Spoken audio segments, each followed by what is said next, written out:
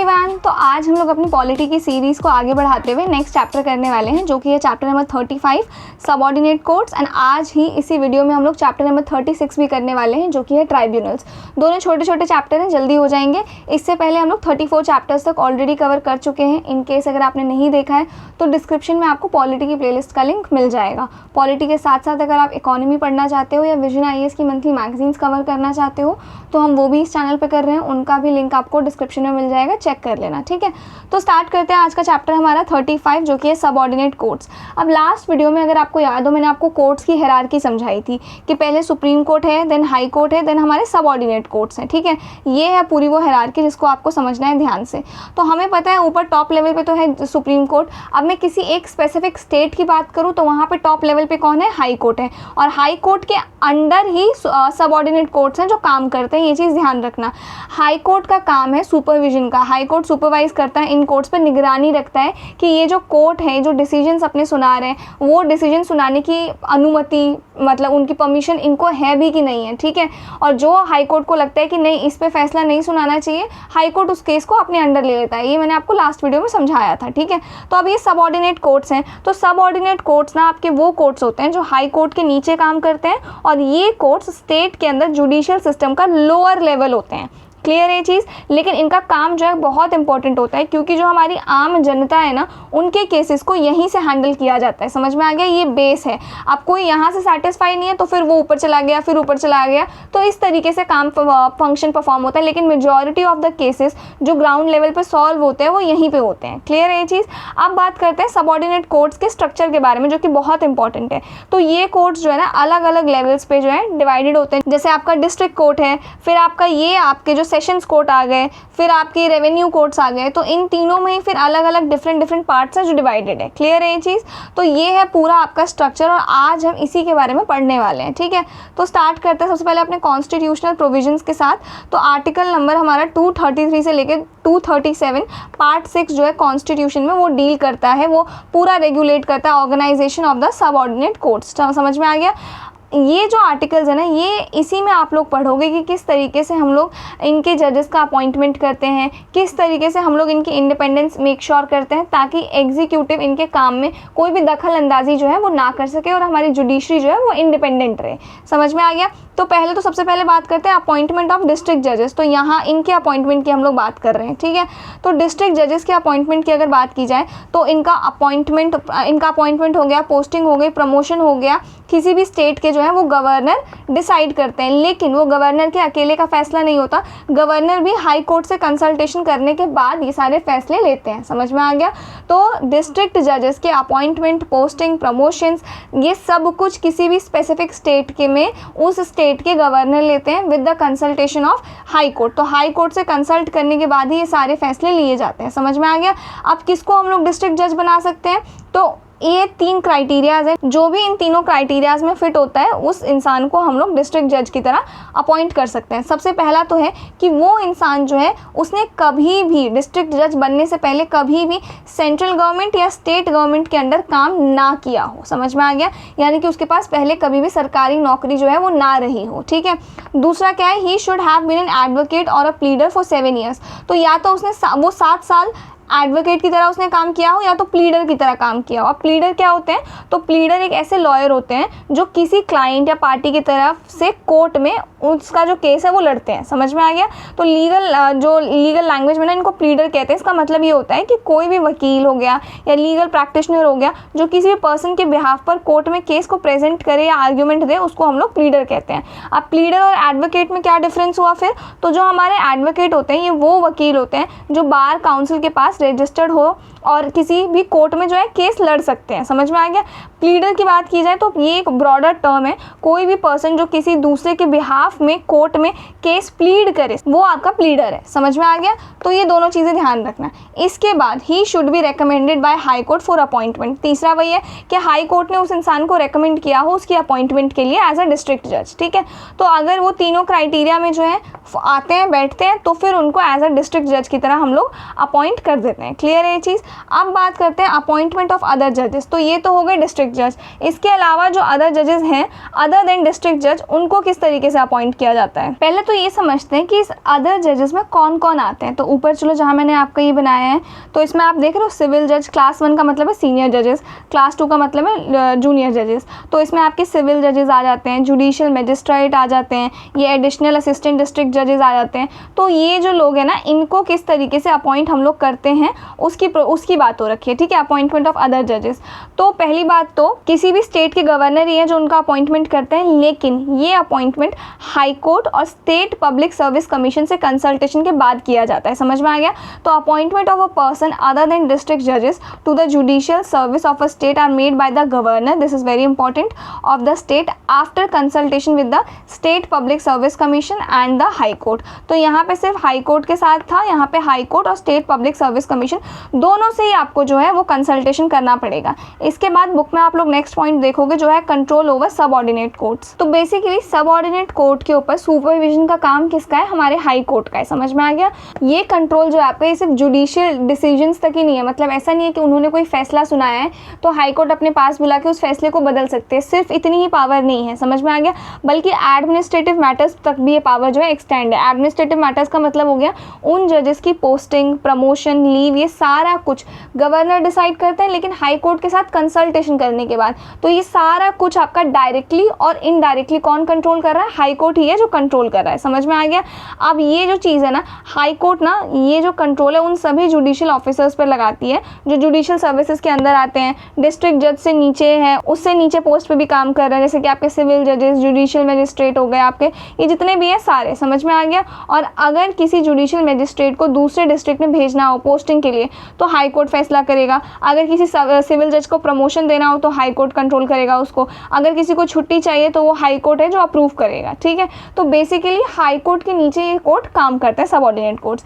इसके बाद बात करते हैं इंटरप्रिटेशन की। तो ध्यान से समझना इस चीज़ को, जब भी हम लोग इंडियन कॉन्स्टिट्यूशन या जुडिशरी सिस्टम में डिस्ट्रिक्ट जज बोलते हैं ना, तो उसका मतलब सिर्फ एक स्पेसिफिक जज नहीं होता, बल्कि कई अलग अलग जो पोस्ट होते हैं ना उनके अंदर काउंट किए जाते हैं। यानी कि डिस्ट्रिक्ट जज बेसिकली एक तरीके का अम्ब्रेला टर्म है जिसके अंदर जुडिशियल ऑफिसर्स आते हैं। समझ में आ गया? तो ये हो गए डिस्ट्रिक्ट जज। अब इसके अंदर भी काफ़ी अलग अलग पोस्टिंग है, क्लियर है ये चीज़? तो उन सबको डिस्ट्रिक्ट जज की डेफिनेशन में हम लोग इंक्लूड करते हैं। अब किन किन पोस्ट को डिस्ट्रिक्ट जज कैटेगरी में काउंट किया जाता है? तो जज of a city civil court, जो बड़े शहरों के जो सिविल मैटर्स होते हैं देखते हैं उनके जज को, साथ ही एडिशनल डिस्ट्रिक्ट जज को, डिस्ट्रिक्ट जज की हेल्प करते हैं, जो मैंने आपको ऊपर दिखाया था ये एडिशनल डिस्ट्रिक्ट जज, ये डिस्ट्रिक्ट जज की हेल्प करते हैं और कुछ केसेस इंडिपेंडेंटली भी सुनते हैं, ठीक है। फिर है जॉइंट डिस्ट्रिक्ट जज, तो मल्टीपल जजेस को एक डिस्ट्रिक्ट में साथ काम करते हैं तो उसको कहते हैं जॉइंट डिस्ट्रिक्ट जज। फिर है असिस्टेंट डिस्ट्रिक्ट जज, लोअर रैंक पे लेकिन डिस्ट्रिक्ट लेवल के सिविल केसेस देखते हैं ये लोग, ठीक है। तो इसी तरीके से काफ़ी सारी पोजीशंस हैं जो इसके अंदर इंक्लूडेड हैं आपके डिस्ट्रिक्ट जज के डेफिनेशन के अंदर, क्लियर है ये चीज़? तो डिस्ट्रिक्ट जज का मतलब सिर्फ एक जज नहीं होता, बल्कि इसमें कई तरीके के जजेस शामिल होते हैं, जैसे कि सिविल कोर्ट के, सेशन कोर्ट के मजिस्ट्रेट और उनके एडिशनल या असिस्टेंट वर्जन्स भी इसमें शामिल होते हैं। तो इन सभी को मिलाकर ही जुडिशियल हायरार्की स्ट्रॉन्ग बनती है at the district level, clear है ये चीज़? अब मुझे पता है चैप्टर थोड़ा बोरिंग होते जा रहा है और मैं आपको भी बता देती हूँ, this is not important for pre at all. Pre से ज़्यादा आर्टिकल आ जाएगा और प्री से मैंने इससे हार्डली 1 या 2 क्वेश्चंस देखे होंगे, दैट्स इट, ठीक है। वो भी ऐसे बेसिक लेवल के कि एक बार रीडिंग लगा लोगे तो आपका हो जाएगा, ठीक है।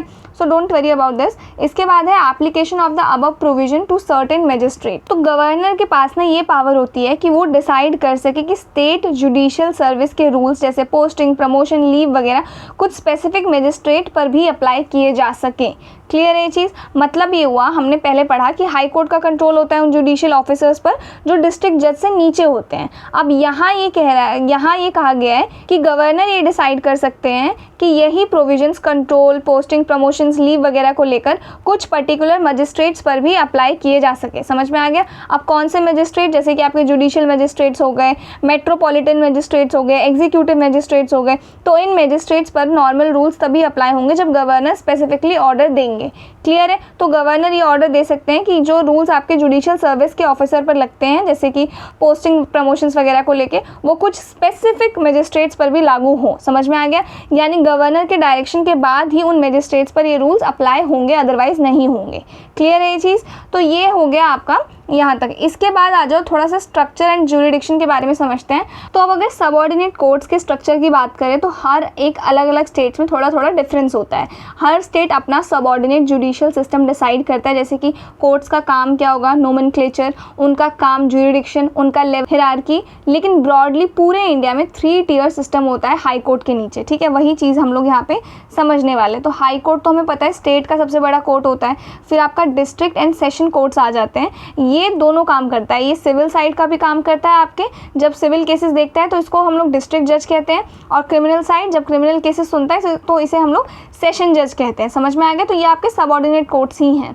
फिर इसके बाद आ जाओ इस साइड, डिस्ट्रिक्ट जज के पास पावर होती है कि वो ओरिजिनल प्लस एपेलेट ज्यूरिडिक्शन सुन सके, साथ ही जुडिशियल एडमिनिस्ट्रेटिव पावर्स दोनों होते हैं इनके पास। पूरे डिस्ट्रिक्ट के सबऑर्डिनेट कोर्ट्स पर सुपरविजन का काम भी करते हैं, डेथ सेंटेंस भी दे सकते हैं, लेकिन हाई कोर्ट से कन्फर्मेशन इनको लेना पड़ता है। समझ में आ गया? नाउ अब ये कोर्ट्स हैं जो आपके डिस्ट्रिक्ट एंड सेशन कोर्ट्स के नीचे आते हैं। समझ में आ गया? तो पहले तो सिविल साइड की बात करते हैं। तो सिविल साइड में पहले आपके सबऑर्डिनेट जजेस कोर्ट है। ये बिना किसी लिमिट के सिविल केसेस सुन सकते हैं, अनलिमिटेड। जैसे करोड़ों की प्रॉपर्टी है, ऐसा कुछ करोड़ों का है, तो वो अनलिमिटेड इनके पास है कि वो सुन सकते हैं कितने का भी। फिर आपके मुंसिफ कोर्ट आते हैं, ये छोटे वैल्यू के सिविल केसेस सुन सकते हैं, तो लिमिटेड ही ज्यूरिडिक्शन है इनके पास।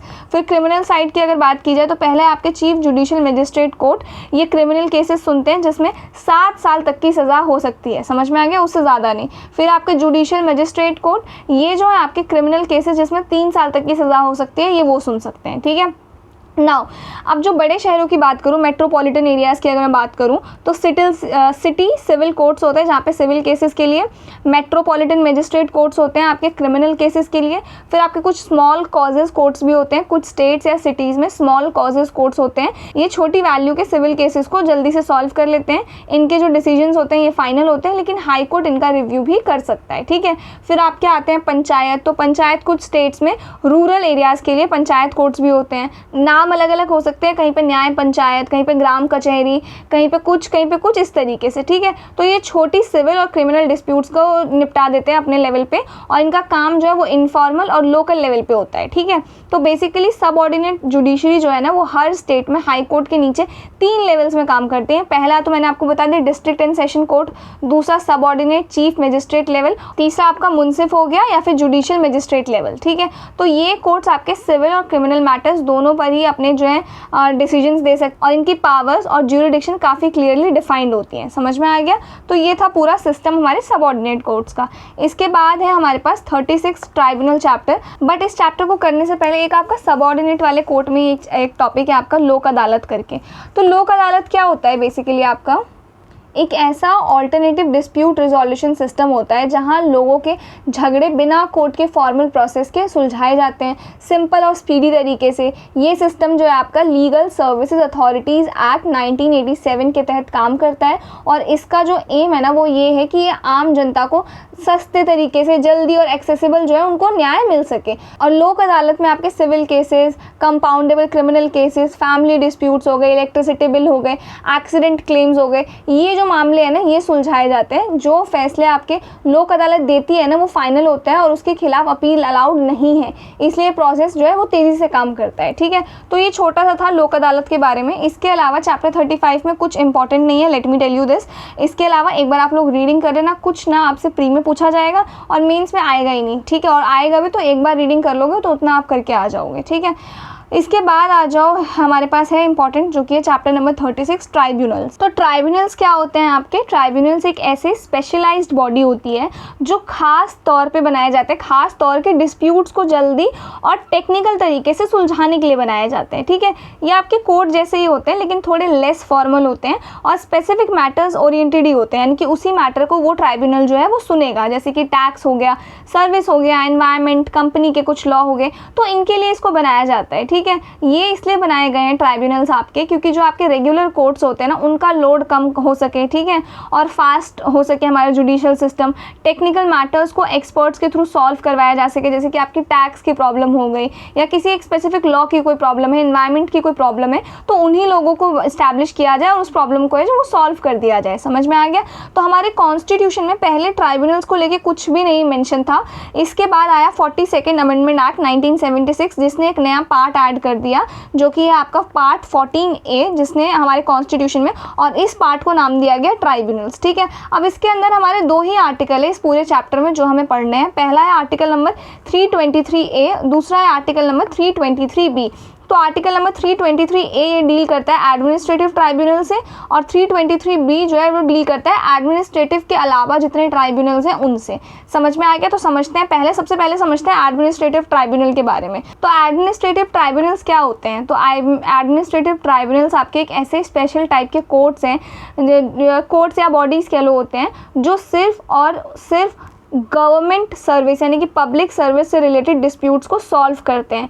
ये कोर्ट्स का ऑल्टरनेटिव होता है फास्ट और एक्सपर्ट लेवल जस्टिस प्रोवाइड करने के लिए। ठीक है, अब इसके अंदर हमारा क्या बोला मैंने आपको, जो भी हमारे पब्लिक सर्विस, सरकारी नौकरी से रिलेटेड जो भी डिस्प्यूट है ना, वो यहाँ पे सॉल्व किए जाते हैं। इस वजह से इस ट्राइब्यूनल को स्टैब्लिश किया गया है। तो इसमें सबसे पहला आर्टिकल हमको पढ़ना है, आर्टिकल नंबर 323A। ये क्या कहता है हमारे, ये जो आर्टिकल है ये हमारे पार्लियामेंट को पावर देता है कि वो ऐसे एडमिनिस्ट्रेटिव ट्राइब्यूनल्स को स्टैब्लिश करे जो हैंडल करे रिक्रूटमेंट, प्रमोशन, ट्रांसफ़र हो गया या कुछ सर्विस कंडीशंस हो गई ऑफ पब्लिक सर्वेंट्स, चाहे वो सेंट्रल गवर्नमेंट का एम्प्लॉय हो, चाहे स्टेट गवर्नमेंट का हो, लोकल बॉडीज़, पब्लिक कॉर्पोरेशन या किसी पब्लिक अथॉरिटी का कोई एम्प्लॉय हो। ठीक है, तो बेसिकली इन मैटर्स को सिविल कोर्ट्स या हाई नहीं ले जाना पड़ता है, इनको हम लोग एडमिनिस्ट्रेटिव ट्राइब्यूनल्स के अंदर ही सॉल्व कर लेते हैं। एडमिनिस्ट्रेटिव ट्राइब्यूनल ही है जो इसको हैंडल कर लेती है।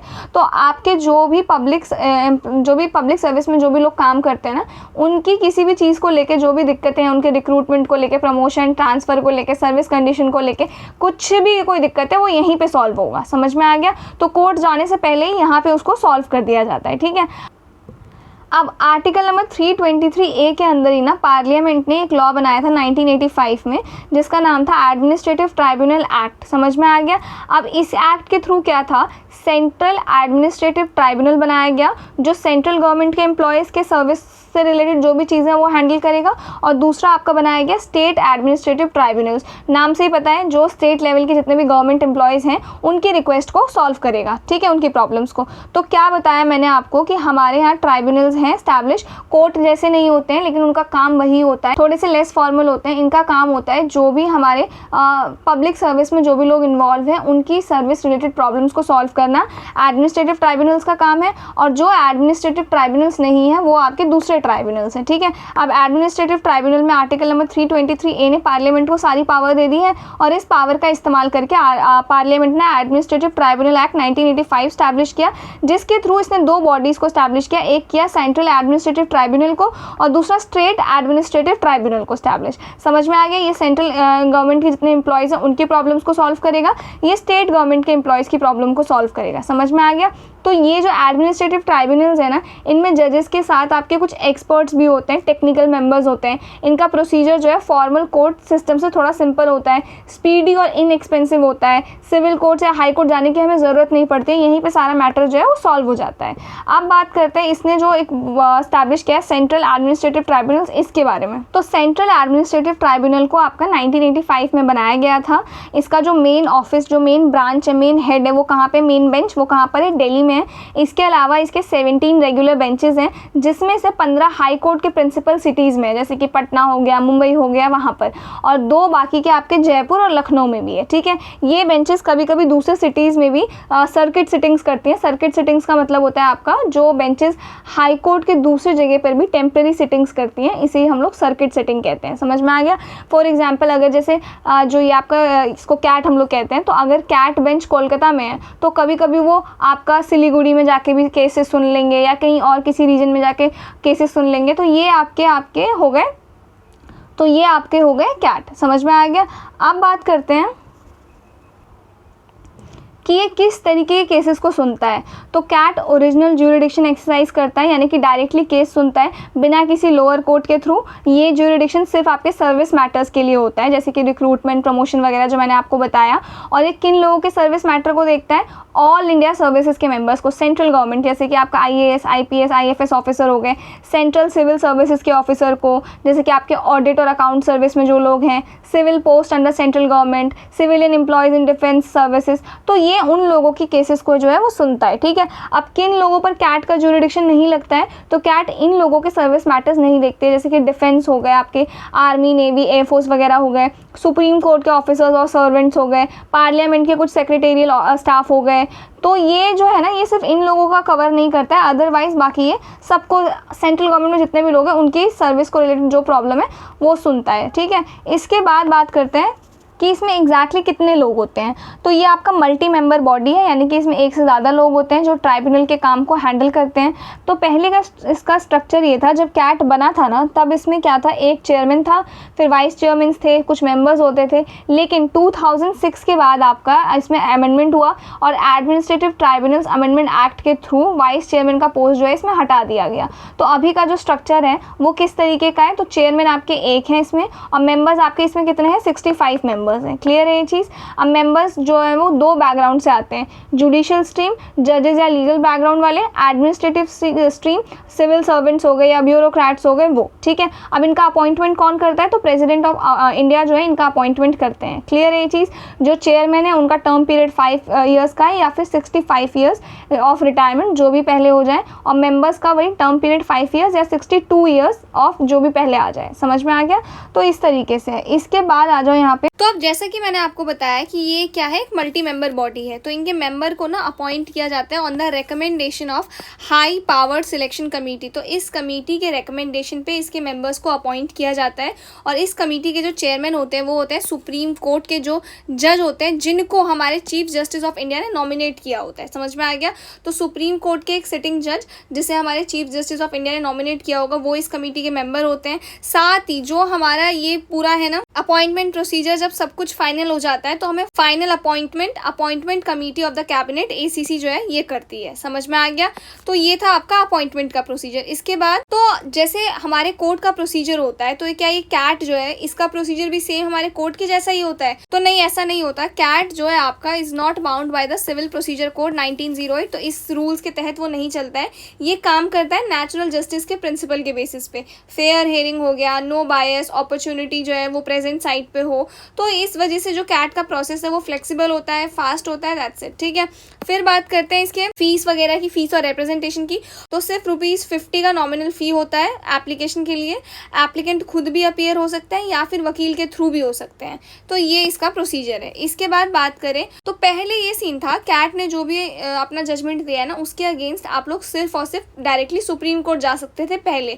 हाई कोर्ट में अपील का ऑप्शन ही नहीं था, ठीक है। बाद में आपका चंद्र कुमार केस 1997 में सुप्रीम कोर्ट ने कहा कि हाई कोर्ट्स का ज्यूरिडिक्शन हटाना अनकॉन्स्टिट्यूशनल है, क्योंकि ऑब्वियसली रीजन वही है, जुडिशियल रिव्यू जो है वो कॉन्स्टिट्यूशन का बेसिक स्ट्रक्चर है। तो इस वजह से कैट के ऑर्डर के अगेंस्ट पहले हाई कोर्ट के डिवीजन बेंच के पास जाना पड़ेगा, उसके बाद आप लोग सुप्रीम कोर्ट जा सकते हो। तो पहले डायरेक्टली आप लोग सुप्रीम कोर्ट अब नहीं जा सकते। समझ में आ गया। तो इन शॉर्ट में अगर आपको बताऊं, कैट के मेंबर्स को एक सुप्रीम कोर्ट जज की चेयरमैनशिप में सिलेक्शन कमेटी चूज करती है, अपॉइंटमेंट ACC करता है with approval of chief justice of India.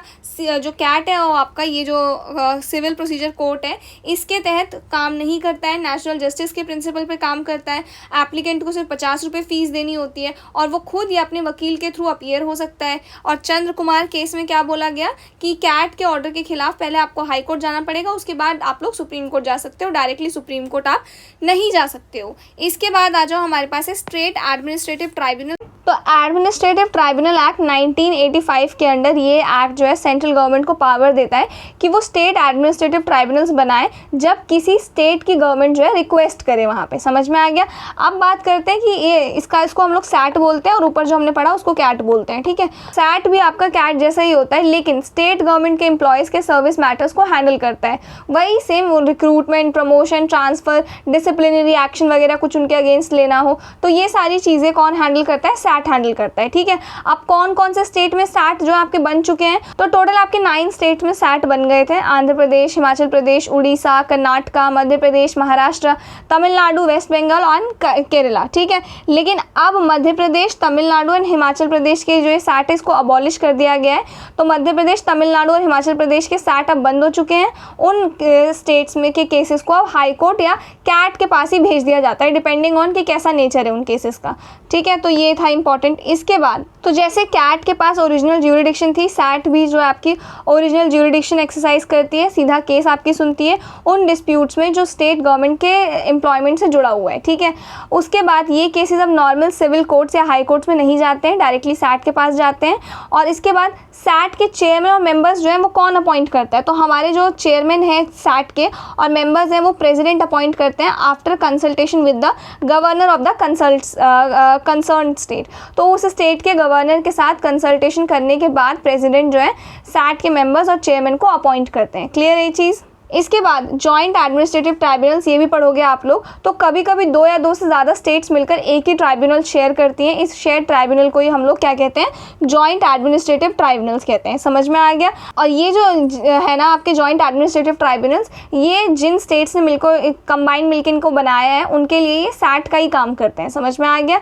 इसके बाद इनके मेंबर्स को और चेयरमैन को कौन अपॉइंट करते हैं, तो प्रेसिडेंट ऑफ इंडिया अपॉइंट करते हैं। और इसमें कंसल्टेशन भी होता है उन सभी स्टेट्स के गवर्नर्स के साथ जिनके लिए जो ये जॉइंट एडमिनिस्ट्रेटिव ट्राइब्यूनल्स है इसको बनाया जा रहा है। क्लियर है ये चीज़। इसके बाद आ जाओ यहाँ पे ट्राइब्यूनल फॉर अदर मैटर्स। तो यहाँ पे हमने ना 2 एक्ट पढ़े थे। एक एक्ट तो हमने पढ़ा ये जिसके तहत हमारे पास एक तो CAT और एक SAT को स्टैब्लिश किया गया। फिर है आर्टिकल नंबर 323B जो कि ट्राइब्यूनल से डील करता है, लेकिन एडमिनिस्ट्रेटिव ट्राइब्यूनल के अलावा जितने ट्राइब्यूनल है उनसे डील करता है, ठीक है। तो क्या है आर्टिकल नंबर 323B, इसको समझते हैं। अब ये जो आर्टिकल है ना आपका, ये आर्टिकल पावर देता है पार्लियामेंट को और स्टेट लेजिस्लेचर को, ऑथराइज करता है कि वो कुछ स्पेसिफिक मैटर्स के लिए ट्राइब्यूनल्स जो है स्टैब्लिश कर सकती हैं। ये ट्राइब्यूनल्स डिस्प्यूट को सॉल्व करने के लिए बनाए जाते हैं जिससे कोर्ट्स का बर्डन कम हो और लोगों को फास्ट जस्टिस मिल सके, ठीक है। अब किन मैटर्स के लिए ट्राइब्यूनल बना सकते हैं ये लोग, तो टैक्सेशन, टैक्स रिलेटेड कुछ भी हो जैसे इनकम टैक्स, GST, कस्टम्स, इनके रिलेटेड ट्राइब्यूनल्स बना सकते हैं। फॉरेन एक्सचेंज, इंपोर्ट एक्सपोर्ट, इनको लेके बना सकते हैं, जैसे कि फॉरेन ट्रेड हो गया, कोई उसके रूल्स है उनका वायलेशन हो गया। फिर इंडस्ट्रियल एंड लेबर से रिलेटेड, फिर लैंड रिफॉर्म से related, similarly ceiling on urban property इनसे related, elections to parliament and state legislature, food stuffs, rent and tenancy rights. समझ में आ गया। तो इन मैटर्स पे अगर कोई स्टेट देख रही है या पार्लियामेंट देख रही है कि किसी स्पेसिफिक स्टेट में बहुत सारे केसेस हैं जो बढ़ते जा रहे हैं, तो इसको लेके वो लोग एक स्पेसिफिक ट्राइब्यूनल भी है जो स्टैब्लिश कर सकते हैं। इनका ऑब्जेक्टिव वही रहेगा, फास्ट जस्टिस मिल सके, कोर्ट्स पे थोड़ा लोड कम हो। समझ में आ गया। अब यहाँ पे आ जाओ, हम लोग कंपेयर करेंगे आर्टिकल नंबर 323A को एंड आर्टिकल नंबर 323B को। ये दोनों आर्टिकल सिर्फ 3 ही चीज़ों में एक दूसरे से बिल्कुल डिफरेंट हैं। जैसे कि आर्टिकल नंबर 323A जो है ना, ये सिर्फ पब्लिक सर्विस मैटर्स ही संभालता है, जैसे कि आपके सरकारी नौकरी से रिलेटेड जो भी चीज़ें, ट्रांसफ़र हो गया, प्रमोशन हो गया, ये सारा कुछ जो है ये संभालता है। जबकि आपका आर्टिकल नंबर 323B कोई भी मैटर्स जो भी आपके एडमिनिस्ट्रेटिव या फिर 323A के अंडर नहीं आते हैं वो सारे आपके 323B संभालता है। टैक्स हो गया, लेबर हो गए, इलेक्शंस हो गए, रिफॉर्म्स, फूड, रेंट, इन सब चीज़ों को लेके, ठीक है। फिर आपका पॉइंट नंबर 2 कहता है कि आर्टिकल नंबर 323A के तहत सिर्फ और सिर्फ पार्लियामेंट ही है जो ट्राइब्यूनल को स्टैब्लिश कर सकता है, ठीक है। Where as article number 323B में हमने क्या पढ़ा कि पार्लियामेंट और स्टेट लेजिस्लेचर कोई भी स्टैब्लिश कर सकता है, दोनों बना सकते हैं जो उनके सब्जेक्ट एरिया में आता हो। क्लियर है ये चीज़। इसके बाद थर्ड पॉइंट हमारा कहता है कि एक सेंट्रल ट्राइब्यूनल प्लस एक हर स्टेट के लिए या 2 स्टेट से ज़्यादा जो जॉइंट ट्राइब्यूनल है वो बनाया जा सकता है आर्टिकल नंबर 323A के तहत। और आर्टिकल नंबर 323B में क्या होता है, मल्टीपल ट्राइब्यूनल्स बनाए जा सकते हैं अलग अलग लेवल्स पर। लेकिन समझ में आ गया। तो यहाँ पे आपका जो है हिरार्की अलाउड नहीं है, ठीक है, यानी एक लेवल का ट्राइब्यूनल ही होगा। यहाँ पे आपके जो 323B है, यहाँ पे आपके मल्टी लेवल ट्राइब्यूनल बन सकते हैं, ठीक है। तो ये थे आपके कुछ मेजर डिफरेंस। इसके बाद आ जाओ इधर। तो पहले क्या था ना, आर्टिकल नंबर 323A और आर्टिकल 323B के अंडर बनाए गए ट्राइब्यूनल्स के डिसीजंस के खिलाफ आप लोग हाई कोर्ट या सुप्रीम कोर्ट में डायरेक्ट अपील नहीं कर सकते थे। समझ में आ गया। यानी अगर किसी ट्राइब्यूनल का डिसीजन गलत हो तो डायरेक्ट जुडिशियल रिव्यू अवेलेबल ही नहीं था। फिर आपका आया चंद्र कुमार केस 1997। इसमें हाई कोर्ट और सुप्रीम कोर्ट का ज्यूरिडिक्शन हटाना अनकॉन्स्टिट्यूशनल है। जुडिशियल रिव्यू जो है वो बेसिक स्ट्रक्चर का पार्ट है, ये बोल दिया गया। तो बेसिकली अब जो है ना ट्राइब्यूनल के किसी डिसीजन से अगर आप खुश नहीं हो तो पहले आप अपने स्टेट के हाई कोर्ट में जाओ, वहाँ से भी खुश नहीं हो तो फिर आप सुप्रीम कोर्ट में जाओ, ठीक है। डायरेक्ट सुप्रीम कोर्ट में जाना अभी भी अलाउड नहीं है, लेकिन पहले हाई कोर्ट भी नहीं था जाना, लेकिन अब हाई कोर्ट हो गया जाना, फिर हाई कोर्ट से आप सुप्रीम कोर्ट जा सकते हो। तो ये था पूरा आपका tribunals related chapter. I hope आप लोगों को समझ में आया हो। इसके बाद कुछ क्वेश्चंस हैं, उनको देख लेते हैं फटाफट से, तो क्वेश्चन सॉल्व करते हैं। इनमें आपके जो भी इक्का दुक्का मुझे प्रीवियस ईयर क्वेश्चंस मिले मैंने वो भी अटैच कर दिए हैं। तो पहला तो है with reference to article 323A of the constitution consider the following statement, it allows both parliament and state legislature to establish tribunals for public service matters. क्या ये बात सही है? क्या हमने पार्लियामेंट और स्टेट लेजिस्लेचर दोनों को ही अलाउ कर रखा है? तो नहीं, स्टेट लेजिस्लेचर को अलाउ नहीं किया, तो फर्स्ट तो गलत हो गया। It provides for only one kind of tribunal that is administrative tribunal. तो आर्टिकल नंबर 323A जो है सिर्फ एडमिनिस्ट्रेटिव ट्राइब्यूनल की ही बात करता है। ऊपर देखो फटाफट हमने पढ़ा था ना अभी, ये रहा, सिर्फ एडमिनिस्ट्रेटिव ट्राइब्यूनल से रिलेटेड ये चीज़ है, डील करता है, ठीक है। तो ये स्टेटमेंट आपका सही है, option number second B is the right answer. फिर है which of the following tribunals can be established by both parliament and state legislature. इसमें से कौन से ट्राइब्यूनल्स को पार्लियामेंट और स्टेट लेजिस्लेचर दोनों ही स्टैब्लिश कर सकते हैं? Administrative tribunal under article 323A, तो इसको स्टेट लेजिस्लेचर नहीं कर सकता है। ट्राइब्यूनल्स अंडर आर्टिकल 323B एकदम सही है। आर्टिकल नंबर 323B के अंदर जितने भी ट्राइब्यूनल्स हैं उनको पार्लियामेंट और स्टेट लेजिस्लेचर दोनों ही स्टैब्लिश कर सकते हैं, तो ये तो सही है, बाकी तो हमें पढ़ने की जरूरत ही नहीं है। इसके बाद आ जाओ question number third, consider the following statement, the constitution mandates that all the tribunals must be chaired by retired जज। तो ऐसा कुछ भी हमने कॉन्स्टिट्यूशन प्रोविजन नहीं पढ़ा है, तो ये गलत है। The administrative tribunals are bound by the rules of evidence and civil procedure. तो ऐसा कुछ भी नहीं है। एडमिनिस्ट्रेटिव ट्राइब्यूनल्स हमने पढ़ा कि कोड ऑफ सिविल प्रोसीजर से नहीं चलता है, तो ये हमारा गलत हो गया। इसके बाद आ जाओ, in the L Chandrakumar versus union of India 1997 case the supreme court held that. तो हमने ये केस अभी पढ़ा था, राइट। इसमें केस में क्या बोला था सुप्रीम कोर्ट ने कि पहले जो था ना कि आप डायरेक्ट हाई कोर्ट नहीं जा सकते ट्राइब्यूनल के डिसीजन के अगेंस्ट, उसको हटा दिया गया। तो ट्राइब्यूनल का जो भी डिसीजन होगा उस पर जुडिशियल रिव्यू किया जा सकता है। पहले आपको हाई कोर्ट जाना पड़ेगा एंड देन जाके आप लोग सुप्रीम कोर्ट जाओगे, राइट। तो ये वही कह रहा है tribunals decision are binding on high court. तो ऐसा है क्या ट्राइब्यूनल ने जो डिसीजन दिया है वो हाई कोर्ट पे बाइंडिंग है? गलत। Tribunals are not subject to judicial review, एकदम गलत। इसमें इसका उल्टा ही रूल किया गया है कि ट्राइब्यूनल का जो भी डिसीजन होगा उस पर जुडिशियल रिव्यू होगा। देन है हमारे पास writ jurisdiction of high courts and supreme court is a part of the basic structure, ठीक है। इसके बाद administrative tribunals can overrule high court decision. तो एडमिनिस्ट्रेटिव ट्राइब्यूनल जो है वो हाई कोर्ट के डिसीजन के अगेंस्ट जा सकते हैं? बिल्कुल भी नहीं जा सकते हैं। तो हमारे तो तीन तो गलत ही हो गए, राइट। अगर आपको इसका सही आंसर नहीं पता है, अब आप बोलोगे दी ये तो हमने इसमें नहीं पढ़ा है, तो इस केस में हमने ये तो पढ़ा है ना कि जुडिशियल रिव्यू जो है बेसिक स्ट्रक्चर का पार्ट है। इस वजह से हाई कोर्ट जुडिशियल रिव्यू कर सकता है जो भी मैटर होगा आपका ट्राइब्यूनल्स का उसके ऊपर। समझ में आ गया? तो इस वजह से ये सही हो जाएगा आपका, ठीक है। नेक्स्ट आ जाओ, fifth question, which of the following fall under the jurisdiction of central administrative tribunal. इनमें से कौन सा CAT के अंडर आता है? तो ये मुझे आप लोग बताना। CAT क्या करता है? सेंट्रल गवर्नमेंट के जितने भी एम्प्लॉयज़ होते हैं उनके बारे में देखता है, उनकी कोई प्रॉब्लम है उनको सॉल्व करता है। लेकिन कुछ कुछ हैं जिनको नहीं देखता है, वो मैंने आपको बताया था कौन कौन है, तो मुझे बताना इसका आंसर आप लोग कॉमेंट सेक्शन में। देन है हमारे पास the administrative tribunal under article 323A can adjudicate on which of the following matters. Same है, वही बताना मुझे इसका भी सेम, ठीक है। फिफ्थ और सिक्स्थ क्वेश्चन सेम ही है। Now, question number 7 is which of the following correctly differentiates article 323A from 323B। 323A को 323A 323B से कैसे अलग है? देखो, 323A provides for both central and state tribunals, 323B provides only for central tribunals। अच्छा, 323A is limited to service matters, एकदम सही है। 323B covers multiple subject areas, एकदम सही है, यही तो है हमारे पास करेक्ट।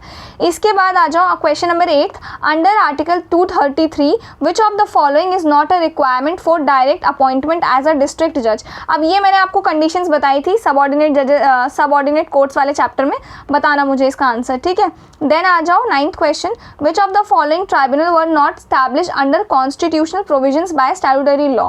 अब इनमें से जो ट्राइब्यूनल स्टैब्लिश हुए हैं वो कौन से हमारे स्टैट्यूटरी लॉ से स्टैब्लिश हुए हैं, कॉन्स्टिट्यूशन से नहीं हुए हैं। तो तीनों ही हैं, तीनों ही किसी ना किसी एक्ट से स्टैब्लिश हुए हैं, हमारे कॉन्स्टिट्यूशन से नहीं हुए हैं, तो तीनों इसका आंसर है, ठीक है। फिर आप लोग ना एक काम करना, गूगल करना कि किसको कौन से, देखो इसका तो हमें पता ही है किस एक्ट से स्टैब्लिश हुआ है, है। बाकी इन दोनों का गूगल करके मुझे कमेंट्स में बताना इनको किस एक्ट से स्टैब्लिश किया गया है, ठीक है। देन है 10th question, which of the following statements regarding tribunal independence is correct. देखो, tribunals member are appointed solely by executive, तो ट्राइब्यूनल्स के मेंबर सिर्फ और सिर्फ एग्जीक्यूटिव ही है जो अपॉइंट करते हैं, तो नहीं, ऐसा नहीं है, जुडिशरी का भी हाथ होता है। The tenure of tribunal members is guaranteed under article 50, is this correct? No. The supreme court has laid down guidelines for ensuring judicial dominance in appointments, ये एकदम ठीक है। सुप्रीम कोर्ट ने बोला है ट्राइब्यूनल की इंडिपेंडेंस को इंश्योर करने के लिए कुछ गाइडलाइंस दिए हैं, तो ये एकदम ठीक है आपका, ठीक है। इसके बाद आ जाओ, which of the following is a consequence of 42nd constitutional amendment in relation to tribunals. तो क्या हुआ है 42nd अमेंडमेंट एक्ट से? Tribunals became part of judiciary, tribunals replaced all civil courts, article 323A and 323B were inserted, यही तो हुआ है 42nd से। इसके बाद आ जाओ next question, under which circumstances can a tribunal be challenged in a high court.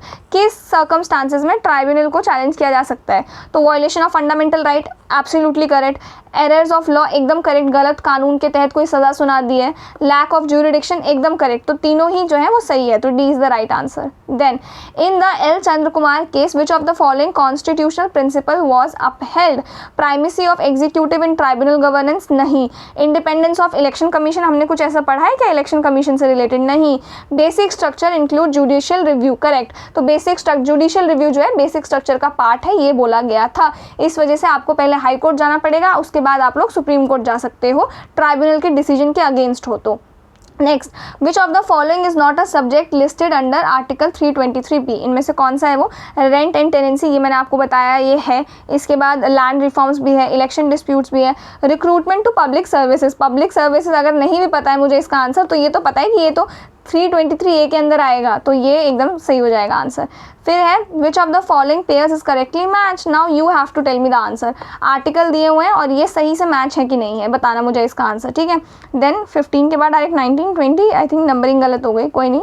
Which of the following tribunals are quasi judicial in nature and not strictly bound by CPC। अब इनमें से ऐसे कौन से ट्राइब्यूनल्स हैं जो CPC का जो पूरा प्रोसीजर है वो फॉलो नहीं करते हैं? तो हमारा central administrative tribunal absolutely correct, civil procedure code हम लोग फॉलो नहीं करते हैं इसमें, NGT भी फॉलो नहीं करता है, आर्म्ड फोर्सेस ट्राइब्यूनल भी फॉलो नहीं करता है, तो इसका आंसर हो जाएगा D, all of the above, ठीक है। इसके बाद लास्ट क्वेश्चन है ये हमारा, which of the following bodies plays a consultative role in the recruitment of the subordinate जजेस। अब मुझे इसका आंसर आप लोग कॉमेंट सेक्शन में दोगे, ठीक है। तो आई होप आज का सेशन आपको पसंद आया हो, and that's it for this video. अगर ये नोट्स आपको चाहिए तो ये टेलीग्राम चैनल पर मिल जाएगा, टेलीग्राम चैनल का लिंक आपको डिस्क्रिप्शन में मिल जाएगा। कोई डाउट हो तो मुझे बताना। इसके बाद जो नेक्स्ट चैप्टर्स हैं वो अब अपकमिंग वीडियोस में करेंगे हम लोग, तो I will see you in the next video.